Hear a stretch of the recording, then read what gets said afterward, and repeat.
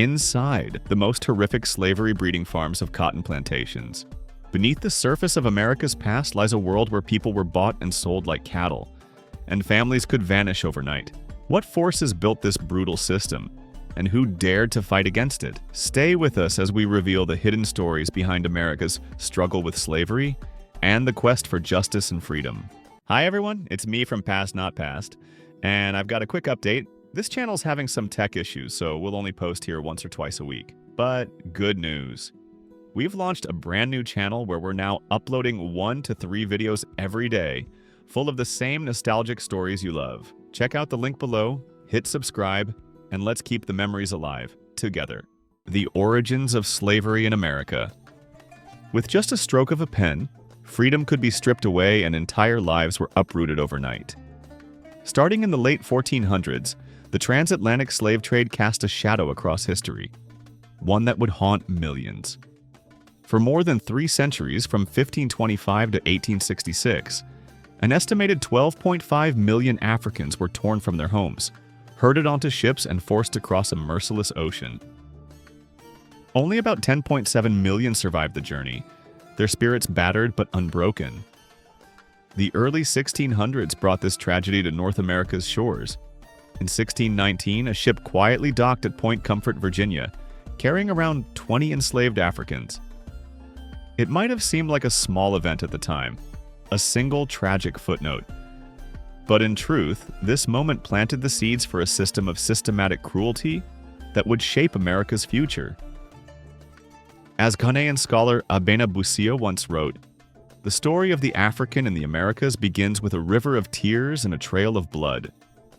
These words echo through history, capturing the suffering, resilience, and fierce hope of millions. Why did such horror happen? The answer, as cold as it is simple, lies in profit. Colonists saw vast potential in the New World's fertile fields. Tobacco, cotton, and sugar all promised unimaginable riches. At first, they relied on indentured European servants, but demand quickly outstripped supply. Greed took over, and plantation owners began viewing Africans not as people, but as property, commodities to be bought, sold, and exploited in the endless pursuit of wealth, the expansion and entrenchment of slavery. As the 1700s dawned, slavery in America transformed from a collection of cruel practices into an organized, relentless machine. What once seemed like isolated acts of oppression was now a fully entrenched institution, with its grip tightening on both the land and its people. In 1705, Virginia, a colony founded on dreams of liberty, took a dark and fateful step. Lawmakers passed legislation that would echo for centuries. Slaves and their children would be enslaved for life, cementing the brutal concept of chattel slavery. In the eyes of the law, people were no longer just people. They were property, bought, sold, inherited, and treated as mere commodities. What fueled this shift? 2 powerful forces were at play. The first was economics. The southern colonies were rapidly growing, and their prosperity hinged on labor-intensive crops like tobacco, rice, indigo, and soon, cotton. The demand for cheap, controllable labor was insatiable. The second force was fear. As more and more Africans were forcibly brought to America, white colonists grew anxious about potential uprisings and their own grip on power. To maintain their dominance and protect their wealth, they wrote laws that kept enslaved people and their descendants in bondage forever. The hypocrisy of this system did not go unnoticed, even by those at the heart of America's founding. In 1773, Benjamin Franklin, one of the era's most respected thinkers, publicly questioned the logic of the British Empire. He highlighted how Britain could boast about offering freedom to enslaved people who landed on its shores, while simultaneously growing rich from the trade that kept millions in chains. His words expose the deep contradiction at the center of both British and American society, a commitment to liberty on paper, built atop a reality of suffering. But the roots of this system stretched back even further. As early as 1619, the first slave farms appeared in Jamestown, Virginia. What started as a small-scale experiment in forced labor would, over the course of the next century, grow into a vast and powerful engine that fueled the entire Southern economy.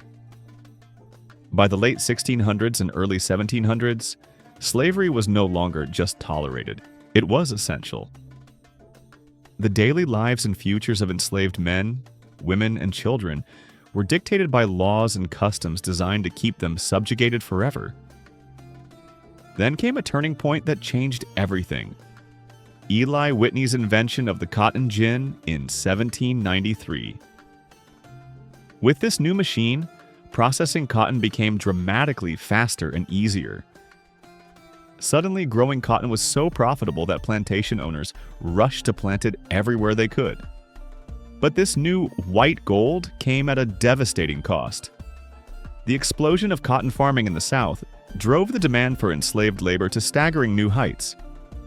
States like South Carolina saw their enslaved population soar as the region became the world's center for raw cotton production, feeding textile mills in the North and as far away as Britain.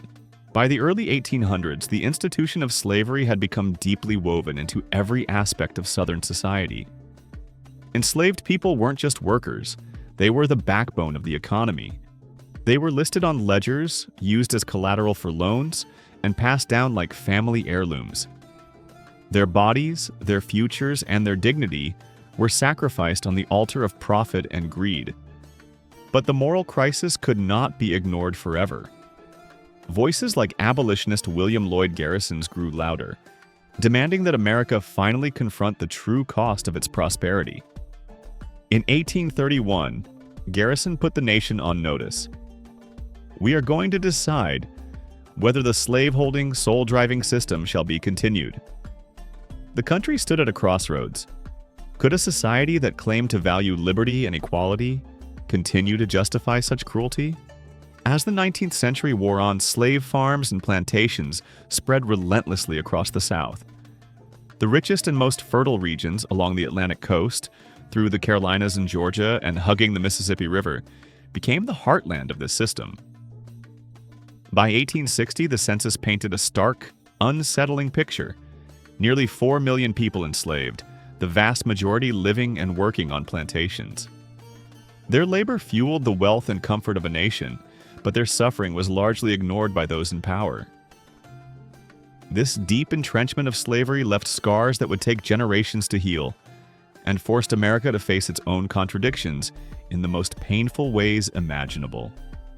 Shadows of the plantation, the harrowing reality of enslaved life. Imagine waking before dawn each day, knowing your fate was never your own.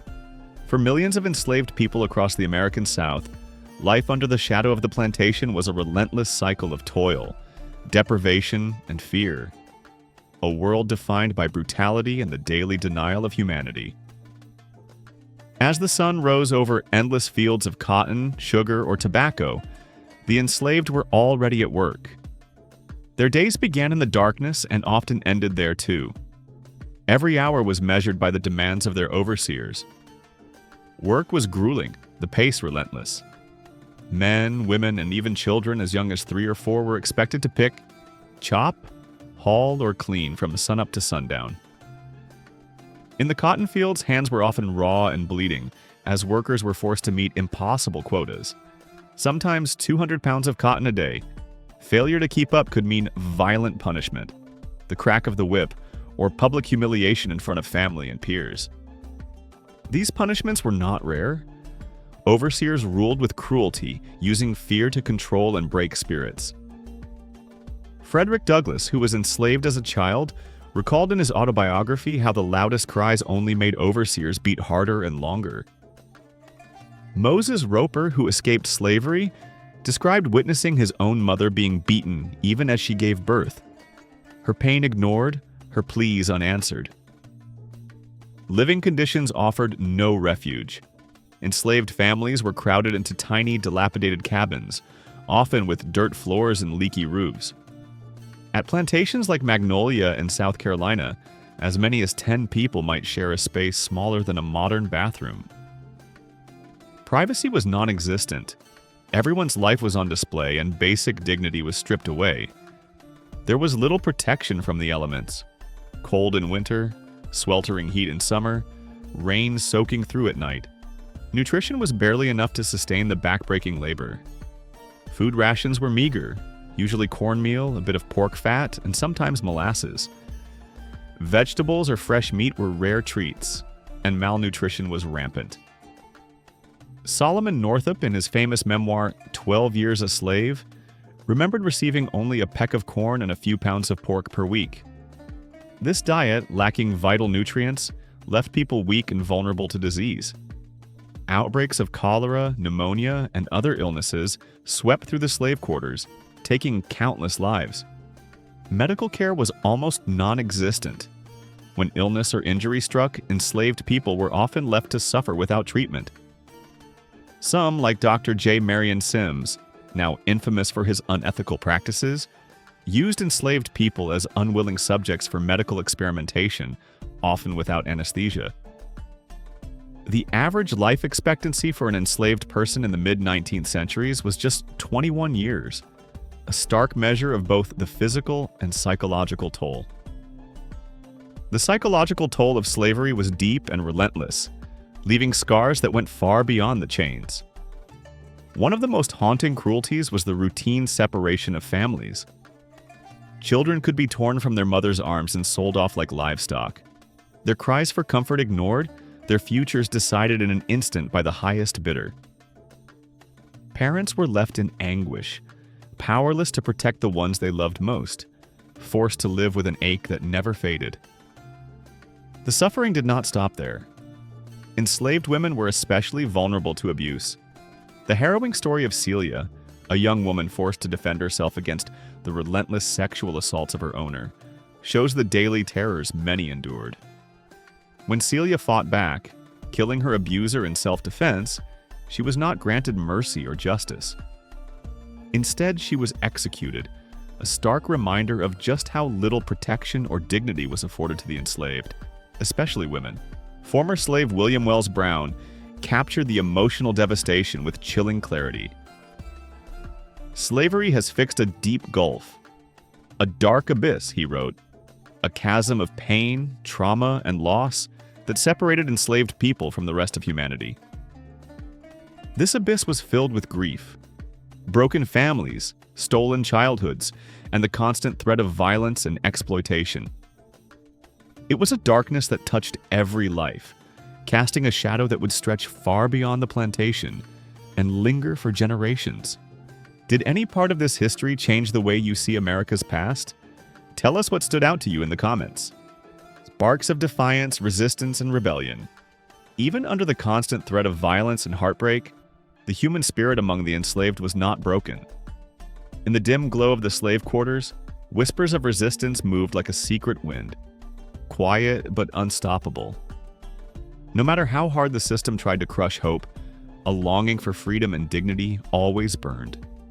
For every chain and every act of cruelty, there was a quiet act of rebellion, a refusal to surrender one's sense of self. Some acts of defiance were subtle, almost invisible to the eyes of overseers. Many enslaved people staged work slowdowns, feigned illness, or deliberately broke tools. These small, everyday disruptions chipped away at the plantation's productivity and frustrated those who claimed ownership over other human beings. Songs became a powerful tool of resistance as well. Frederick Douglass described how spirituals and work songs were more than music. They carried secret messages, plans, and dreams. The act of singing itself was defiant, a reminder that enslaved people still owned their voices and their dreams, even when they owned nothing else. Cultural traditions held strong as well.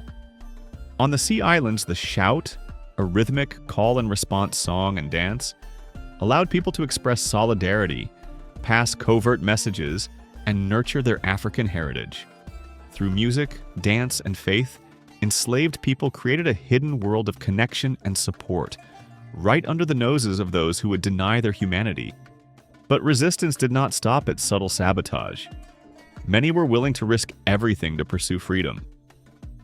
The most famous example was the Underground Railroad, a vast, secret network of safe houses and allies stretching from the Deep South to the Free North.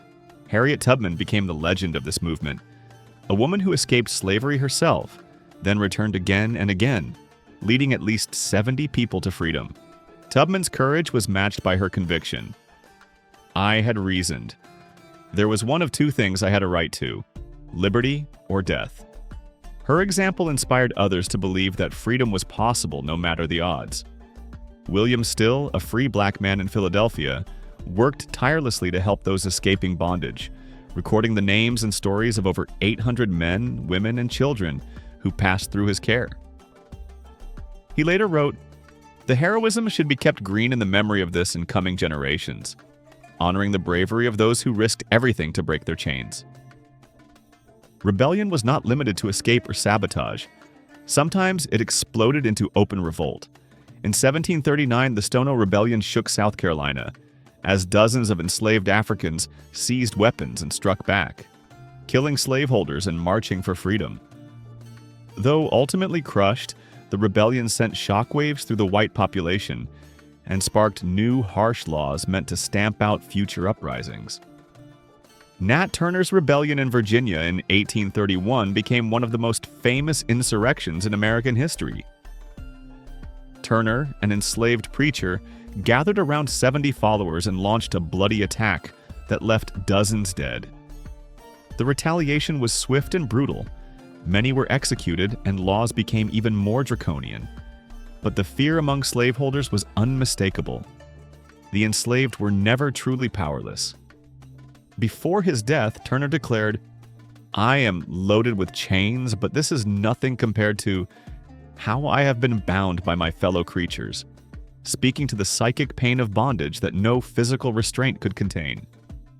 The German Coast Uprising of 1811, led by Charles de Landais near New Orleans, was the largest slave revolt in U.S. history. Armed with sugarcane knives and sheer determination, as many as 500 enslaved people marched, burning plantations and demanding recognition as men, not beasts. Though violently suppressed, their bold cry, "We will show these whites that we are men, not beasts of burden," echoed through history. Women played a vital role too as leaders and visionaries. Maria Stewart, a free black woman and abolitionist, rallied black women to rise up, declaring, "O ye daughters of Africa, awake! Show forth that you are endowed with noble faculties." Her voice and the courage of women like her galvanized a new generation to demand their rightful place in the fight for liberation. Despite the ever-present danger of retaliation, the flame of resistance never went out. William Wells Brown, once enslaved and later a prominent abolitionist, said it best, "The slave is a thing, a marketable commodity, and yet he is a man." Through rebellion, large and small, enslaved people insisted on their humanity, their dignity, and their right to freedom, no matter how dark the night. Which acts of resistance by enslaved people do you find the most powerful or inspiring, and why? Slavery's central role in America's rise. To truly understand America's emergence as a global economic powerhouse, you have to look beneath the surface, to the fields, the plantations, and the lives of millions who toiled there. Slavery wasn't just an ugly footnote in American history, it was the engine that powered the nation's rise. The rhythmic clang of hammers in the blacksmith shop, the creak of overloaded wagons, and the mournful songs drifting through the fields, these were the true sounds of American progress in the 18th and 19th centuries. By the time of the American Revolution, enslaved people already formed a crucial part of the population, especially in the South. Cotton, tobacco, rice, and sugar weren't just valuable crops, they were cornerstones of an economy built almost entirely on forced labor. As the years went on, the invention of the cotton gin in 1793 would supercharge the demand for cotton, and with it, the demand for enslaved labor. What became known as King Cotton quickly dominated the landscape and the balance sheets of Southern planters, whose wealth skyrocketed on the backs of those forced to work their land. By 1860, enslaved people represented nearly 13% of the total U.S. population, almost 4 million souls, the vast majority concentrated in the plantation states of the South. The value of enslaved people as property was estimated at an astronomical $3.5 billion. making them the single most valuable asset in the country, worth more than all the nation's banks, railroads, and factories combined. Cotton alone accounted for over half of all U.S. exports by the mid-19th century, fueling not only the Southern economy but the rise of the North as well, where textile mills processed raw cotton into finished goods. The ripple effect of slave labor was global. British factories ran on American cotton, and merchants from New York to Liverpool profited from every bale that left the docks of New Orleans or Charleston. Politicians and businessmen understood just how central slavery was to American prosperity, and so did those who were enslaved. The economic importance of their labor was reflected in how they were treated, as assets to be insured, traded, mortgaged, and leveraged. Enslaved people appeared in ledgers, court records, and inheritance documents. Their bodies, their skills, and even their future children were calculated into the wealth of their enslavers. The power of slavery stretched far beyond Southern plantations, shaping the American economy from top to bottom and reaching overseas.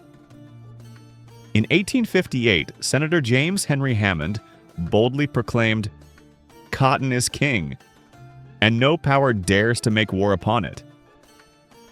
Southern leaders saw cotton and the enslaved labor that produced it as the backbone of American prosperity.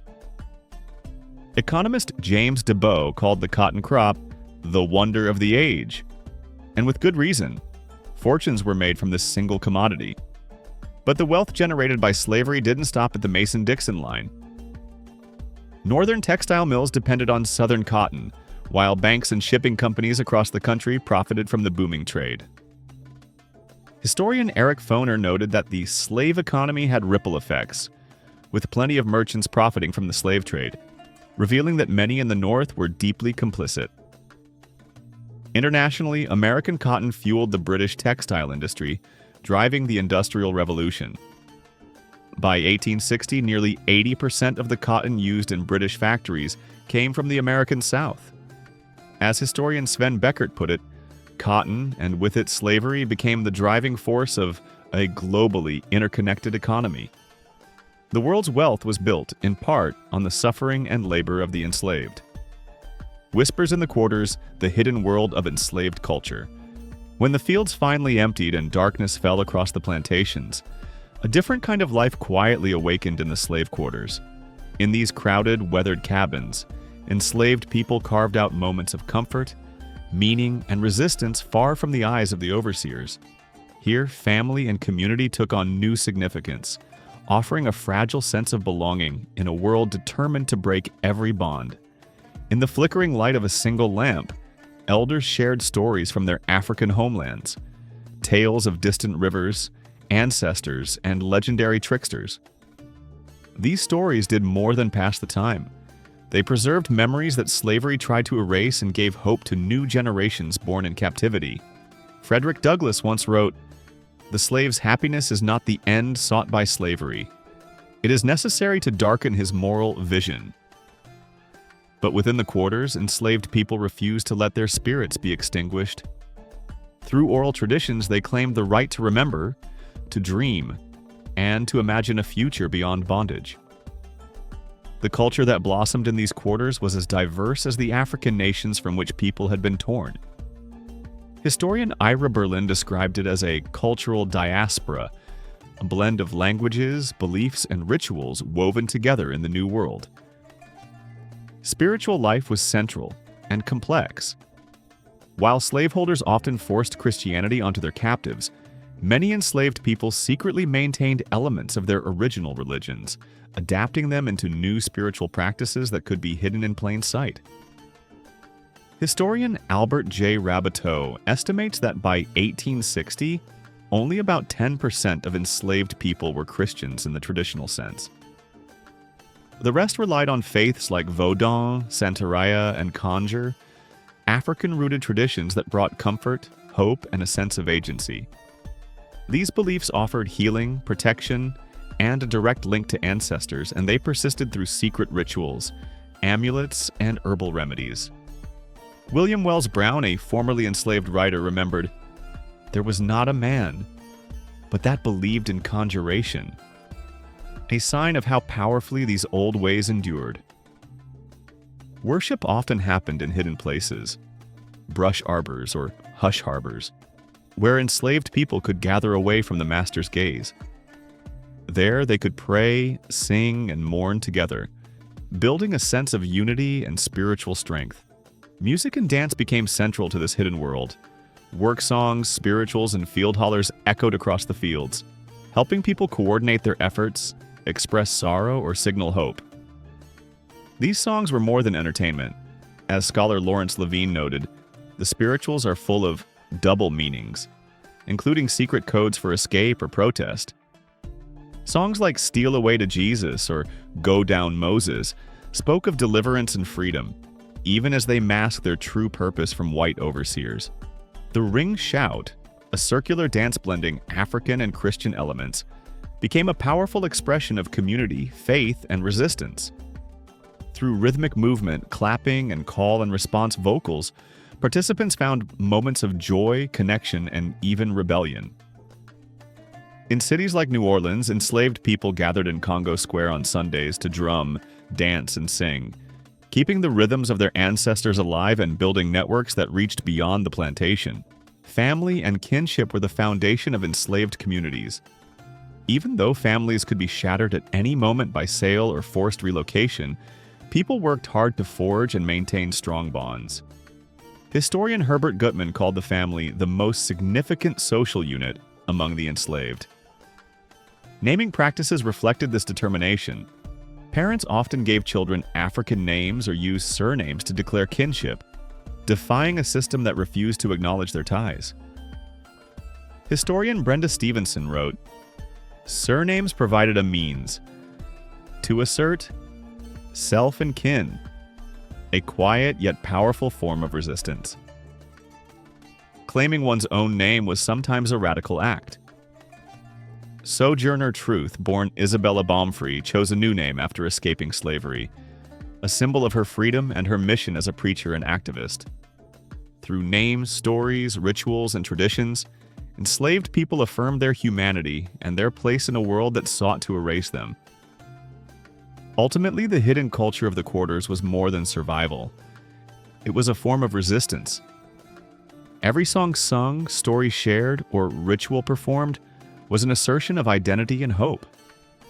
Frederick Douglass captured this spirit when he wrote, "The slave system was utterly hateful to me. I hated everything that reminded me of my condition." In the shadows, enslaved people refused to be defined only by their chains. They built beauty, meaning, and connection, and through that they kept the dream of freedom alive, whispering hope into the darkness. Which story or moment from America's struggle with slavery surprised you the most, and why? The Unshackling, America's long march toward emancipation. By the early 19th century, America was at a crossroads, a nation with a founding promise of liberty, yet shackled by the grim reality of slavery. The battle for freedom would span generations, testing the country's conscience and resolve. It was in 1831 on the cobblestone streets of Boston that a small but determined group of reformers founded the New England Anti-Slavery Society. These were some of the first organized abolitionists in the United States, and among them was William Lloyd Garrison, a fiery journalist whose words would ignite a movement. Garrison was relentless, launching his newspaper, The Liberator, with a promise that thundered through every issue. "I will be as harsh as truth. I do not wish to think with moderation." His insistence on immediate abolition, not gradual change, galvanized allies and enraged opponents, pushing the issue of slavery to the very heart of public debate. But the fight against slavery didn't begin with Garrison or Whittier. Its roots ran deeper back to the Quakers, one of the earliest religious groups to denounce slavery. In 1775, Anthony Benezet, a French immigrant and devout Quaker, founded America's first abolitionist society. As early as 1762, he wrote, "The Negroes are our fellow creatures. They have the same right to liberty that we have." These early voices planted seeds of conscience that would grow for decades. The 19th century saw the abolitionist movement catch fire, powered not only by white reformers but also by the searing testimony of Black Americans who had survived slavery themselves. Frederick Douglass, born into bondage, escaped in 1838 and became a voice that could not be ignored. His speeches and writings shattered the convenient illusions of the North and South alike. Douglass wrote of his childhood, "I have often been awakened by the shrieks of an own aunt, whom he used to tie up and whip." His vivid, unflinching accounts brought the realities of slavery to audiences who might otherwise have looked away. The abolitionists faced towering obstacles. The Southern economy, political system, and social order all depended on slave labor, and those in power were determined to protect their interests. Even some founding fathers who spoke about freedom and the evils of slavery failed to take action. Thomas Jefferson once acknowledged the moral depravity of the slave trade, writing, "The whole commerce is a perpetual exercise of the most boisterous passions." Yet when the invention of the cotton gin in 1793 turned slavery into a profit machine, the hope for a voluntary end to the institution faded. In the South, resistance to abolition grew fierce and violent, but beneath the surface, anger and desperation simmered among the enslaved. In 1831, Nat Turner, an enslaved preacher, led a bloody uprising in Virginia that left more than 50 white people dead. Turner's rebellion shattered the myth of a docile slave population and terrified the South. After Turner's capture, his lawyer Thomas R. Gray described him as a complete fanatic, or plays his part most admirably, a comment reflecting the fear, confusion, and denial many white Southerners felt. The courage of Black abolitionists remained undimmed. Frederick Douglass, Sojourner Truth, and Harriet Tubman risked everything for freedom and to help others achieve it. Sojourner Truth, born Isabella Baumfree, became both an abolitionist and a champion for women's rights. Her 1851 speech in Akron, Ohio rang out, "That man over there says, 'Nobody ever helps me, and ain't I a woman?'" Truth's words called out the hypocrisy of a society that denied both women and Black people their rights. Meanwhile, the fight over slavery's future raged in Congress and on the frontier. The Fugitive Slave Act of 1850 forced Northerners to participate in the capture of runaway slaves, sparking outrage and acts of civil disobedience. Harriet Beecher Stowe's Uncle Tom's Cabin, published in 1852, became a cultural lightning rod. Through her story, she humanized enslaved people and exposed the cruelty of their bondage, declaring, "The law of God cannot be repealed by any human enactment." Stowe's words reached across class and regional lines, pushing many to see the moral cost of complicity. As the 1850s wore on, the country lurched toward crisis. The Kansas-Nebraska Act of 1854, which left the fate of slavery up to voters in new territories, ignited violent clashes known as Bleeding Kansas. Political divisions deepened. The new Republican Party, born of anti-slavery sentiment, rallied behind slogans like "free soil, free speech, free labor, and free men." Its first presidential candidate, John C. Fremont, carried the banner of abolition to the national stage. The election of Abraham Lincoln in 1860 marked a turning point in American history. Lincoln, a Republican who opposed the spread of slavery, alarmed the South, leading to the secession of 11 states and the eruption of the Civil War. Although the conflict began as a battle to preserve the Union, it soon became inseparable from the issue of slavery. Lincoln's Emancipation Proclamation of 1863 declared freedom for enslaved people in the rebelling states, transforming the war into a fight for both unity and human liberty. As the war dragged on, Lincoln reflected on its heavy toll in his second inaugural address, expressing hope for peace and an end to the nation's suffering. The Civil War ultimately resulted in the abolition of slavery with the passage of the 13th Amendment. While the war's end marked a monumental victory for freedom, it was just the beginning of a long and challenging journey toward true resistance and forgotten uprisings. One of the most serious misconceptions history has propagated is the image of enslaved people as docile and submissive individuals, passively accepting their fate. However, the truth is far from it.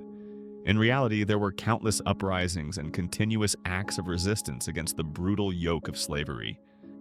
These courageous acts were not just beacons of hope in the dark night, but they also played an extremely important role in creating immense pressure, contributing to the abolition of the slave trade and ultimately slavery throughout the world. Let's delve into one of the most famous but often simplified stories of resistance: the Amistad Rebellion of 1839.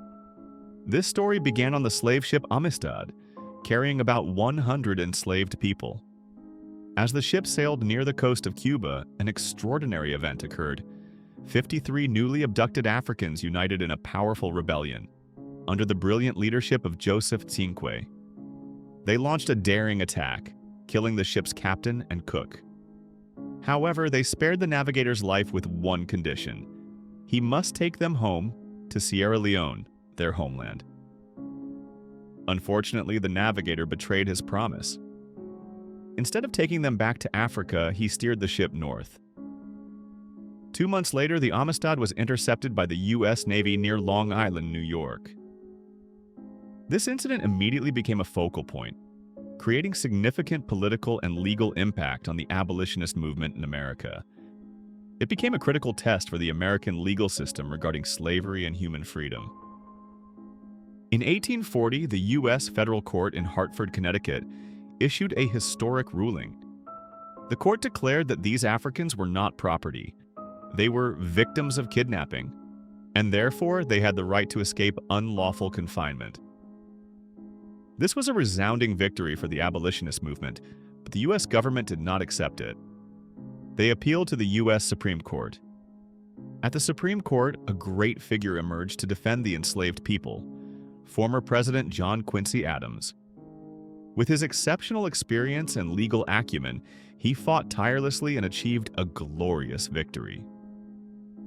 The Supreme Court upheld the lower court's ruling, affirming the right to freedom for the Africans on the Amistad. Finally, in January 1842, 35 surviving Africans were helped to return to their homeland. The Amistad story is a powerful symbol of resilience and the struggle for freedom. However, in many stories of resistance, there's a crucial aspect often overlooked or deliberately erased: the overlooked role of women in uprisings. Scholars like Rebecca Hall have spent years researching to shed light on this truth, showing that enslaved women and female prisoners led many daring revolts on slave ships. A prominent example is the uprising on the ship the Unity in 1770, where women played a key role. Data from the Transatlantic Slave Trade Database has provided astonishing evidence. It shows that uprisings actually occurred much more frequently than expected in about 1/10 of voyages. The most remarkable finding in this data is a unique statistical difference between ships with uprisings and those without. It was the number of women on board. The data indicates that the more women on board, the higher the likelihood of an uprising. The reason behind this truth is astounding. Enslavers and sailors often held a grave misconception. They did not consider women a potential source of danger. Therefore, women were often not as tightly shackled as men, and sometimes even allowed access to areas on deck where weapons or tools could be found. This underestimation proved to be a fatal mistake for many slave traders. Many enslavers lost their lives precisely because they underestimated the strength and will to resist of these women. The inspiring and courageous acts of resistance by women contributed greatly to the fight against slavery. Yet, sadly, these stories have been overlooked or erased for centuries, not mentioned in textbooks or mainstream historical narratives. Awareness of their role is essential for a full and fair understanding of the enslaved people's struggle for freedom. The Atlantic slave trade? What schools never told you. The transatlantic slave trade, a dark chapter in human history, spanned centuries and continents. Do you really think you know everything there is to know about it? Well, get ready, because what you're about to uncover might just make you rethink everything you thought you knew about one of humanity's greatest tragedies. The stories schools never told you. This video will delve into the horrifying scale, the complex roles of all parties involved, and the lasting legacy of this brutal system. Join us as we unveil the truth, the horrifying truth about the transatlantic slave trade. Slavery in various forms has existed throughout human history across the globe. From ancient civilizations to powerful empires, this form of human ownership has seeped into social structures. However, when we talk about the transatlantic slave trade, we are referring to an entirely different phenomenon, one that stands out not only for its unprecedented global scale, but also for the devastating, long-lasting legacy it left for centuries to come. This isn't just a simple historical chapter, it's a global tragedy, an indelible scar on the conscience of humanity. Let's look at the numbers to truly grasp the horror. From 1500 to 1880 CE, a period spanning nearly 4 centuries, an estimated 10 to 12 million Africans were forcibly transported from their homelands across the Atlantic Ocean to the Americas. This number isn't just a statistic. It represents millions of lives stolen, millions of families shattered, millions of souls crushed under the weight of brutality and lost freedom.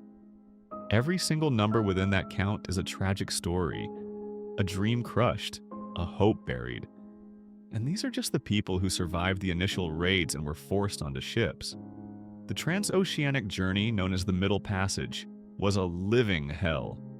During this horrific voyage, an estimated 15% of them, equivalent to 1.5 million people, perished. They died from disease, starvation, unimaginable living conditions, violence, and utter despair. Their bodies, without a shred of mercy, were thrown into the ocean, becoming food for sharks, turning the Atlantic into a massive collective grave. But the tragedy didn't stop there. The 10 to 12 million people brought to the Americas and the 1.5 million who died at sea do not even include millions of other Africans who were killed in their homelands during raids, plundering, and brutal slave hunting wars instigated by European slavers and other African participants. Entire communities and villages were annihilated, populations severely decimated, and social structures torn apart by constant chaos and violence. The enslaved people who survived and reached the Americas were not greeted with freedom, but with a reality even more brutal than death. They were taken to slave markets where they were sold like livestock, nothing more, nothing less. Their value was determined by their health, age, and labor capacity, completely stripping them of all human dignity. And to assert their absolute ownership, cruel enslavers often branded their cheeks with hot iron, a dehumanizing act designed to turn a human being into an object, a material asset that could be traded and sold. That scar was not just etched onto their flesh, but deeply carved into their souls, a symbol of domination and self-loss. Their lives in the Americas were nothing short of a long, drawn-out string of labor and terror. They were stripped of everything: their personal identity, culture, families, and even their very souls. Their daily life was a never-ending cycle of forced labor, deprived of all basic rights. They were stripped naked, whipped mercilessly, and forced to work incredibly long hours under harsh weather conditions, often in terrible health due to malnutrition, disease, and exhaustion. One of the most shocking truths about slavery is about life expectancy. The average life expectancy of an enslaved person in the Americas was incredibly short, only about 21 to 22 years old. Imagine a person born, living in harsh conditions, and having their life taken after just 2 decades of existence. This reveals the horrific level of exploitation and medical neglect they endured. And this tragedy continued for generations. Approximately 50% of enslaved infants died within their first year of life. This number reflects a system that was not only brutal to adults, but also stole the future of tiny lives before they could even experience life. This was not accidental. It was a direct consequence of a system built on cruelty and the disregard for human life. Slave life and dehumanization. After being captured in their African homelands and imprisoned in coastal forts, abducted Africans faced the utmost horror: the Middle Passage. This was not just a sea voyage. It was a journey into an earthly hell, lasting from 3 to 6 months, an agonizingly long period of suffering and death. Even the sailors on these ships were not immune to risk. The mortality rate for sailors also reached 20%, showing the harshness and danger of the voyage, not just for the enslaved, but also for those involved in this brutal system. Conditions on slave ships were completely inhumane. Enslaved people were crammed below deck in cramped, damp, dark, and suffocating spaces, rarely getting a chance to go out on deck for fresh air or sunlight. Imagine the suffocating crowding. An adult man was only allotted a space of just 6 feet, about 1.8 meters in length, and 1 foot 4 inches, about 40 centimeters, in width.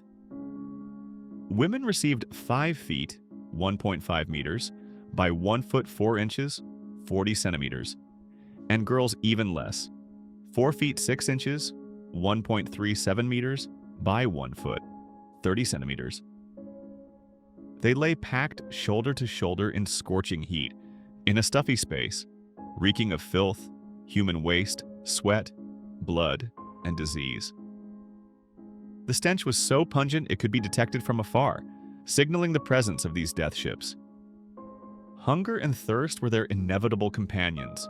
Enslaved people were only given 24 ounces of water per day, equivalent to 2 12-ounce soda cans today, an insufficient amount of water to sustain life in high temperatures and unsanitary conditions. Their main food was horse beans and rice, minimal, severely malnourished rations, insufficient to provide energy for their exhausted bodies. They were chained hand and foot, sometimes chained to each other, packed tightly on the various decks, unable to move or turn comfortably. This not only caused physical pain but was also a form of psychological control, stripping away all personal freedom. The journey also faced uncontrolled disease outbreaks, pirate attacks, and constant physical, sexual, and psychological abuse from traders and sailors.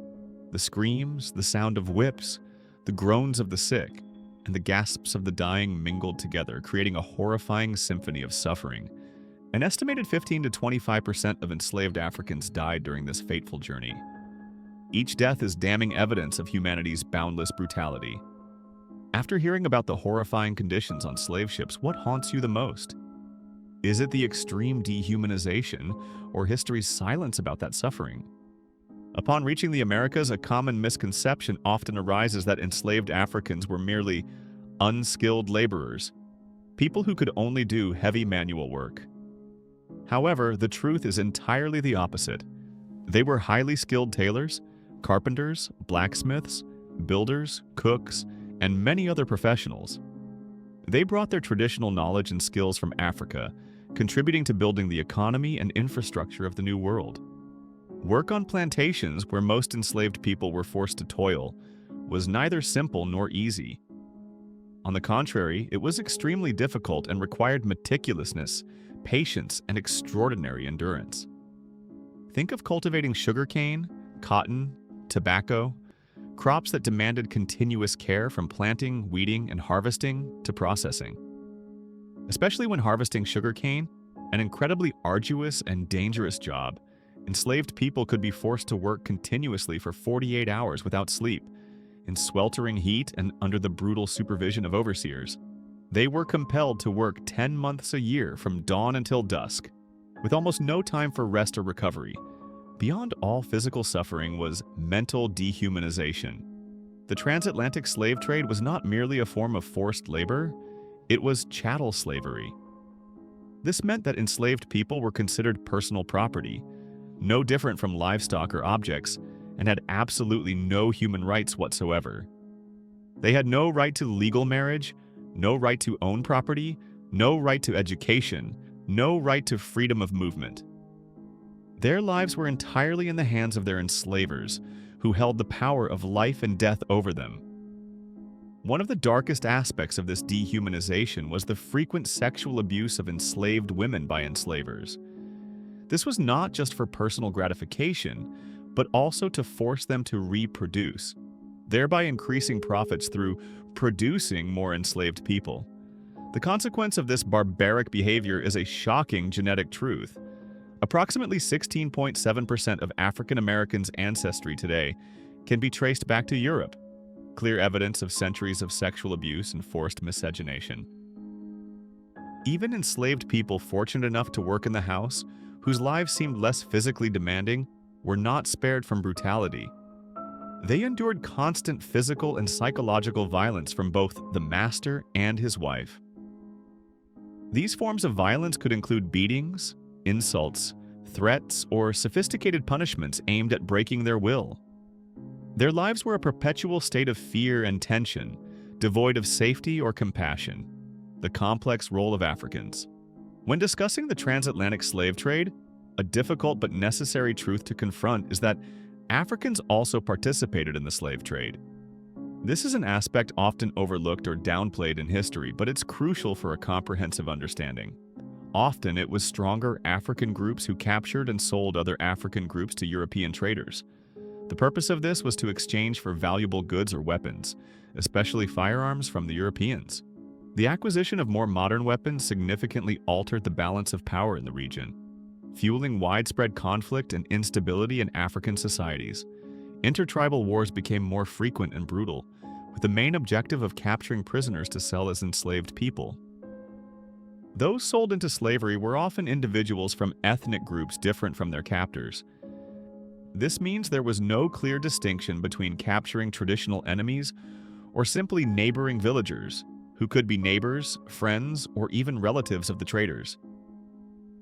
In some cases, criminals or those considered undesirable within a community were also sold into slavery as a form of punishment or removal. Scholar Pernilla Ibsen, in her book Daughters of the Trade, offered profound insight into this complexity on the Gold Coast, modern-day Ghana. She revealed that Africans also participated in the slave trade through a unique form: interracial marriages, known as kasari. These marriages between African women and European traders created strong political and economic ties, facilitating the slave trade network. These women often played crucial intermediary roles, helping to bridge the two cultures and enable smooth commercial operations.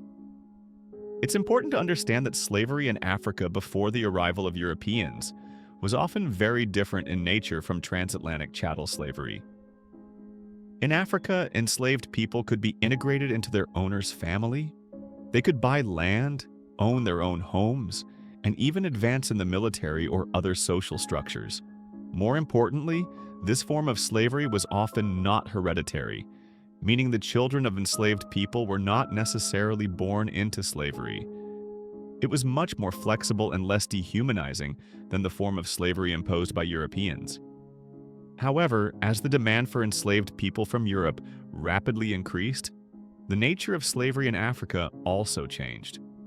The Portuguese, seeking large supplies, began pushing deeper into the African interior to abduct people, distorting traditional social and economic structures. Another noteworthy aspect is the understanding of the African elite regarding the fate of those sold. Initially, many Africans may not have fully known the exact conditions and brutality of the transatlantic slave trade. They might have imagined it similar to traditional African forms of slavery, where the fate of enslaved people could improve. However, the elite of the Kingdom of Dahomey, a powerful entity in West Africa, may have been very well aware of the brutal fate of those sold. Their diplomats traveled to Brazil and Portugal, witnessing firsthand what was happening, and some even experienced life as enslaved people in the Americas before finding ways to return home. This understanding further compounds the tragedy of their complex role. The Kingdom of Dahomey went so far as to declare that they only opposed the enslavement of Dahomey people. Anyone who did so would be executed. This shows a terrifying distinction in their perception of human rights and national interest. On the Gold Coast, the elite even took actions demonstrating deeper involvement. They sent their children to learn about the slave trade from the Europeans themselves, living in trade forts and even sailing with them. Some families even sent their children to Europe and the Americas for education, showing an astonishing level of cultural and economic exchange, even if it was built upon exploitation. However, while the elite might have had a deeper understanding, a terrifying rumor spread widely among African communities, especially those unaware of the true purpose of the transatlantic slave trade. They believed that Europeans were cannibals, a belief stemming from fear and lack of information about the fate of those who were taken away and never returned. This illustrates the information chaos and utter horror that African people faced. History also records the heartfelt pleas of African leaders. In a deeply moving letter, Afonso I Manicongo, a king of the Kingdom of Congo, begged King João III of Portugal to stop sending goods, especially weapons, that were fueling intertribal wars and the abduction of his people. Instead, he wished for the Portuguese king to send more missionaries to bring peace and enlightenment. Afonso Sartre wrote about the widespread abductions, stating that it had left his country completely devastated. This letter is clear evidence that not all Africans condoned the slave trade, and there were strong dissenting voices from indigenous leaders themselves. What do you find most shocking about the role of Africans in the slave trade? Is it the fact that Africans themselves participated in selling their fellow people, or the desperate efforts of some leaders to stop this catastrophe? Origins and role of Europe. To better understand how the tragedy of the transatlantic slave trade exploded and shaped history, we need to go back to the early 16th century, when European powers began to set foot and establish colonies in the New World. In the early 1500s, Portugal and Spain, two pioneering empires in the age of exploration, led the conquest and colonization of the Americas. Their goal was clear: to exploit abundant natural resources, especially gold, silver, and valuable agricultural products. Initially, to meet the enormous labor demands on newly established plantations and mines, these conquerors forced indigenous Americans into slavery. However, their plan quickly encountered a major obstacle. Diseases from Europe, to which the indigenous people had no immunity, swept through communities, causing mass deaths. In addition, the Europeans' brutal conquest violence also significantly contributed to the decline of the enslaved indigenous population. The result was a severe labor shortage that emerged, threatening the immense profits that the colonies promised.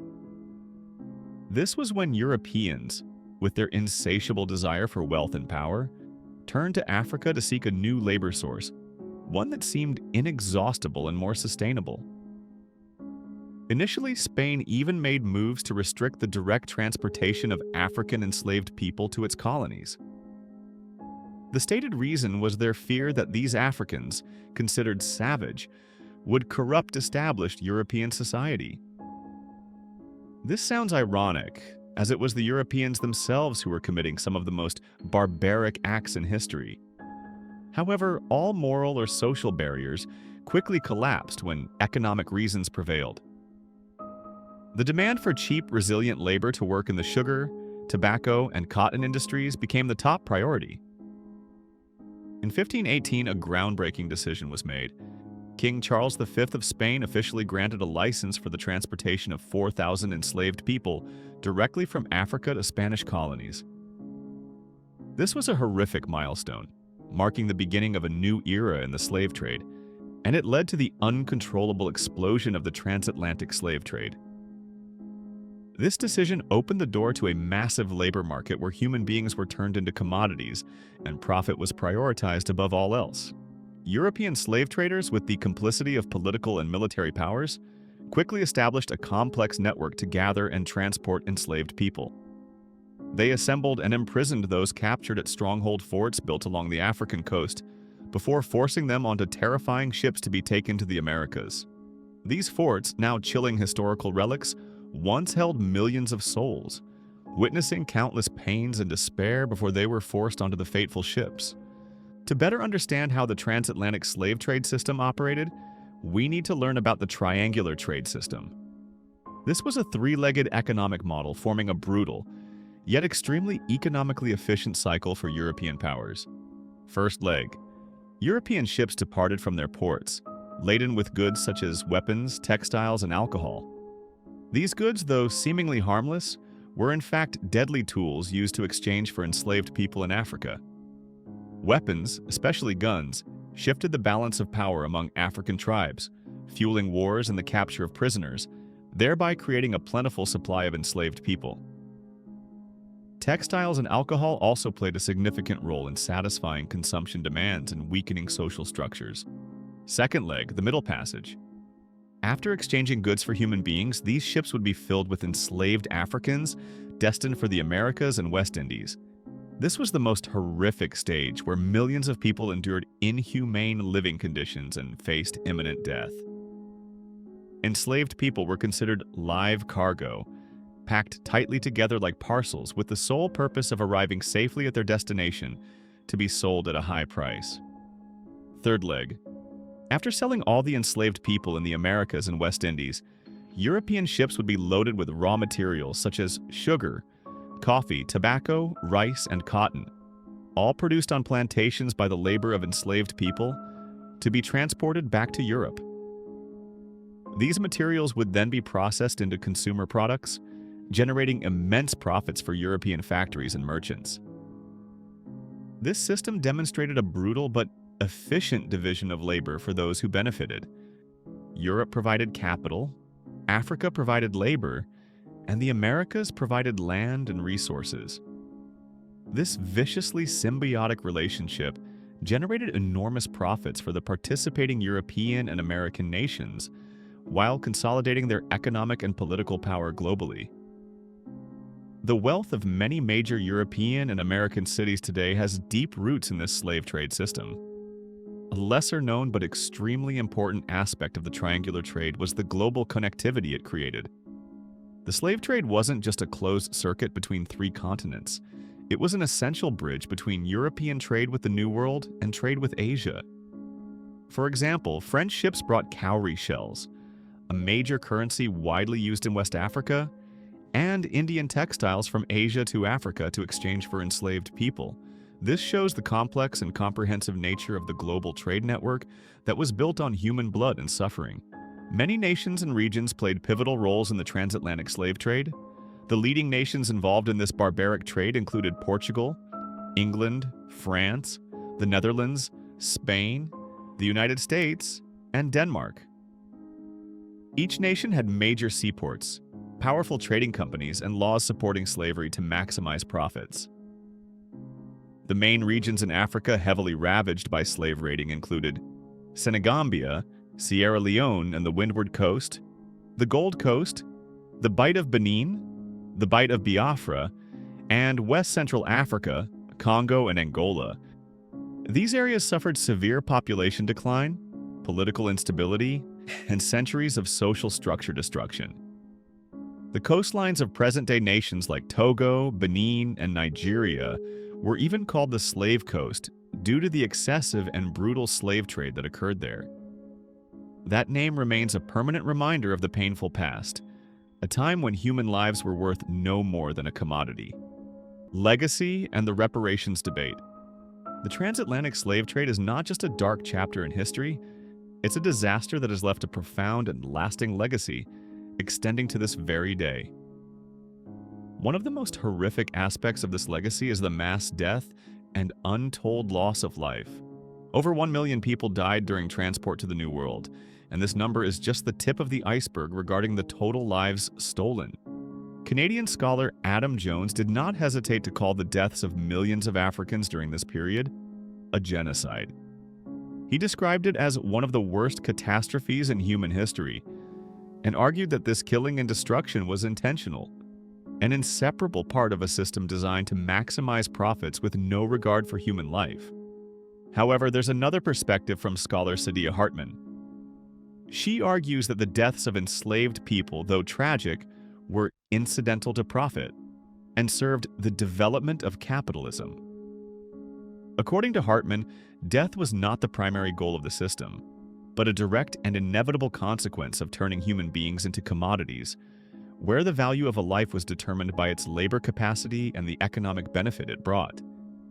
Whether intentional or incidental to profit, its brutal nature remains unchanged.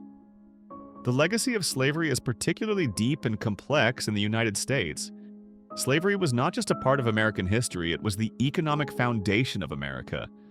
The massive plantations in the South, with their enormous output of cotton, tobacco, and sugarcane, relied entirely on enslaved labor. But it wasn't just the South. Even northern states, with their shipbuilding, finance, and processing industries, were heavily dependent on enslaved labor through funding, transporting, and processing plantation products. The initial wealth and development of the United States were built on this inhumane exploitation. Even after the Civil War and the abolition of slavery, this legacy continued to haunt America. During Reconstruction, and especially under Jim Crow laws, dangerous stereotypes about black people emerged and were perpetuated with the clear purpose of maintaining white supremacy. Systems of racial segregation, violence, and disenfranchisement continued to hinder the progress of African Americans for generations. Today, many argue that slavery has taken on a modern form: mass incarceration. The United States currently has the highest incarceration rate in the world, and alarmingly, black people are disproportionately represented in the justice system. Their labor in prisons is often used to produce goods and services, raising concerns about the continuation of legalized exploitation of labor. In light of these heavy legacies, there have been memorialization efforts and fervent debates about reparations globally.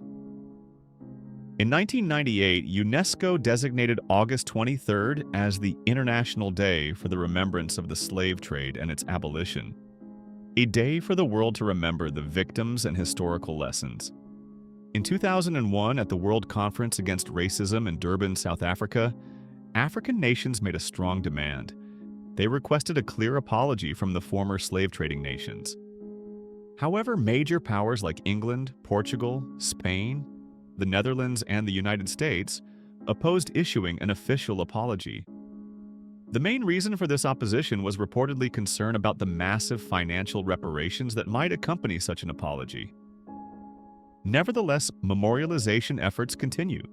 Since 2009, the United Nations has worked to create a UN memorial to the victims of slavery at its headquarters, to commemorate the victims of the slave trade.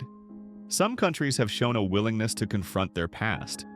Brazil has apologized for its role in the slave trade, and the presidents of Ghana and Benin have also apologized for their nations' roles, demonstrating responsibility and remorse.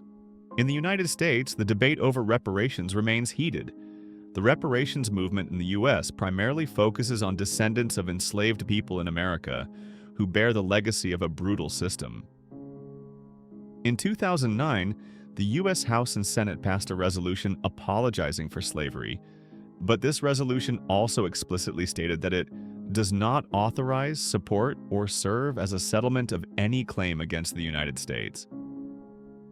President Obama at the time did not sign this resolution into law, stating that it could cause too much white resentment, reflecting the deep divisions in American society on this issue.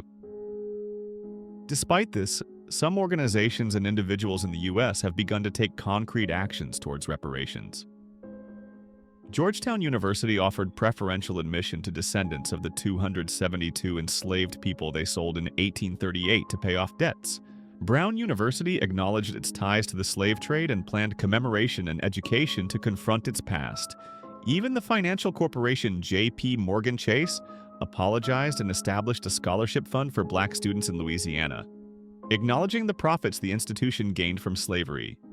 For a fuller and fairer understanding of this legacy, an important proposal has been made: the establishment of a Truth Commission on the transatlantic slave trade. This commission would be tasked with unifying a consensual narrative about the scale, participants, beneficiaries, and sufferers of this trade. The commission should include scholars from Africa, Arab nations, and the West to ensure a multidimensional and fair perspective. Finally, another thought-provoking aspect related to the legacy is the issue of foreign aid to Africa. In the 50 years prior to 2009, aid amounted to over $1 trillion, a colossal sum. However, sadly, most of this money was misused or stolen, reducing its effectiveness in helping the continent overcome the difficulties that still linger from the past. In your opinion, what responsibility do we have in remembering and learning from historical tragedies like the transatlantic slave trade? What can we do to ensure such horrific mistakes never happen again? The legacy of slavery still shapes America, reminding us of the courage and suffering of those who came before us. Let's keep their stories alive and continue striving for a more just future. If anything moved you or if we missed a perspective, share your thoughts in the comments. Don't forget to subscribe, share Past Not Past, and join us for more journeys through history. Always thank you for watching.